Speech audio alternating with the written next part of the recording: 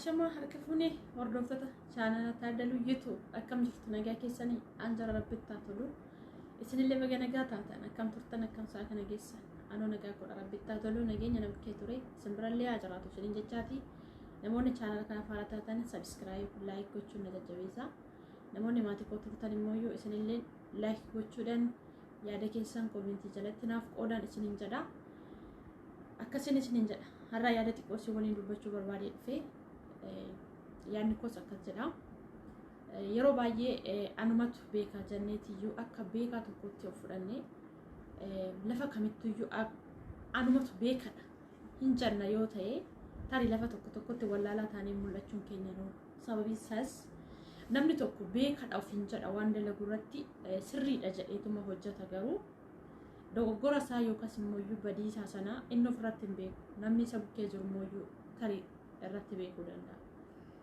Kanaaf dogoggora keenya kan hubachuu dandeenyu ofii keenyaaf nutti hin mul'atu yookaan hubachuu hin dandeenyu nama nu bukkee jiru sana kan dogoggora keenya hubatu. Namni nu bukkee jiru sun immoo dogoggora keenya gaafa hubate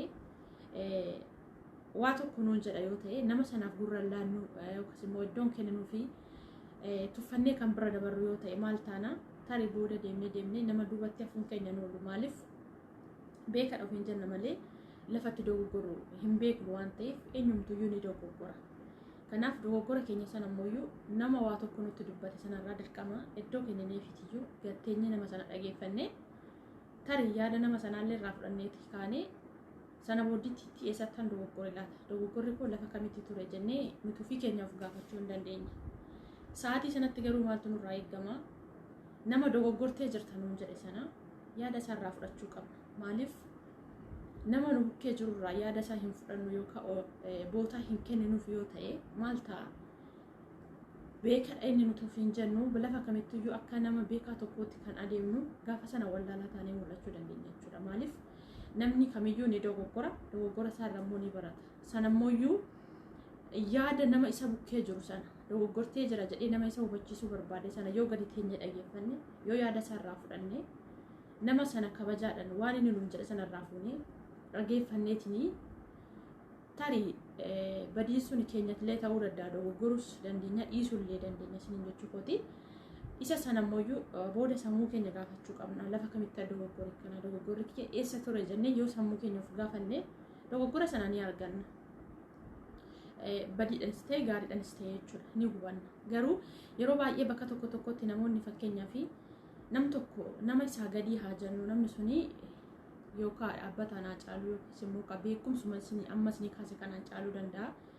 Namni sun immoo akka nama tokkotti nama sanarratti badii tokko yoo argee itti dubbate sa'aatiin nuti nama sana jalaa jecha isaa yoo sun dhageeffatiin kunnee bira tarrufaa jira garuu sun nu ilaallatu maaliif beekadha ofiin jechuun keenya yoo yaada namaa hubanne waan namni tokko guddaan inni nu ol jirullee haa ta'u xiqqaan nu gadillee jirullee haa ta'u yaada nama sanaa hin hubanna bootaa kenninaa fi nama sana gadi teenya yaada isaarraa hubanna yoo ta'e achitti beekumsi keenya suni haala sanarratti beekaa ta'uun keenya ni mul'ata. Garuu yeroo baay'ee anumatu beekadha yoo jenne wanta namni nuun jedhe yoo gaafa gurratti fudhachuu isnee tarkaanfannee irra dabarra yoo ta'e bakka sanatti nuti beekadha ofiin jennee tarkaanfataa jirra garuu akka wallaalaa taanee duubatti hafnee baruu qabna gaafa sana jechuudha.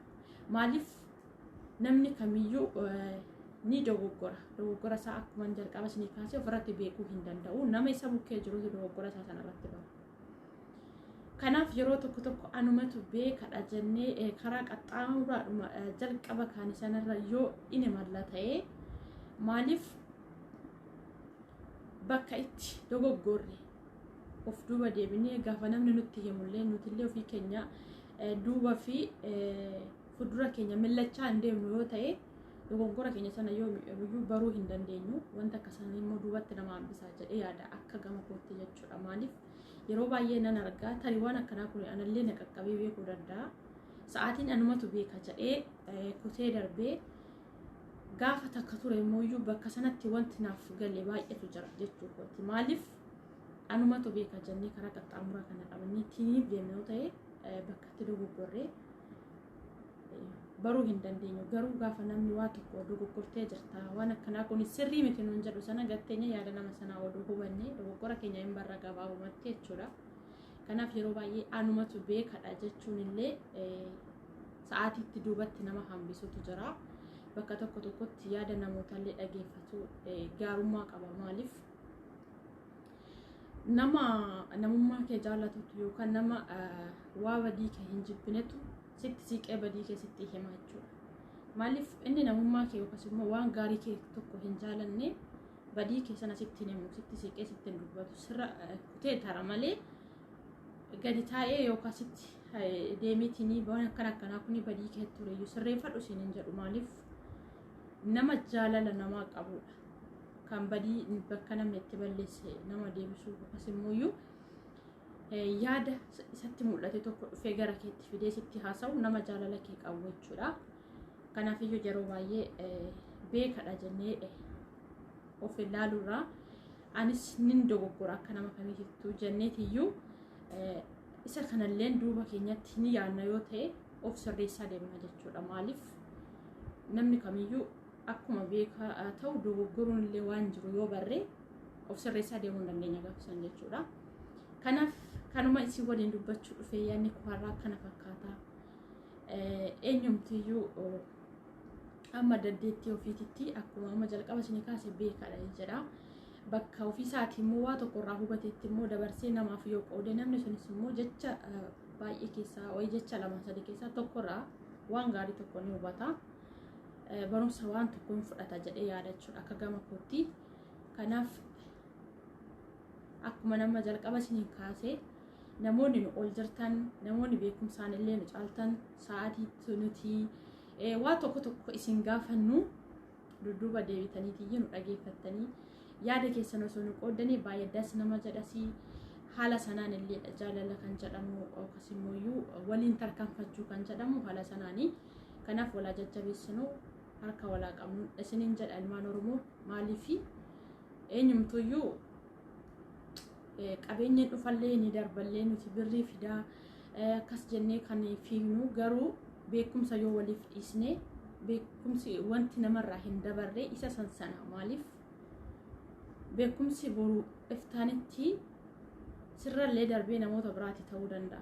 Birriin garuu harrallee dhufa ni badas.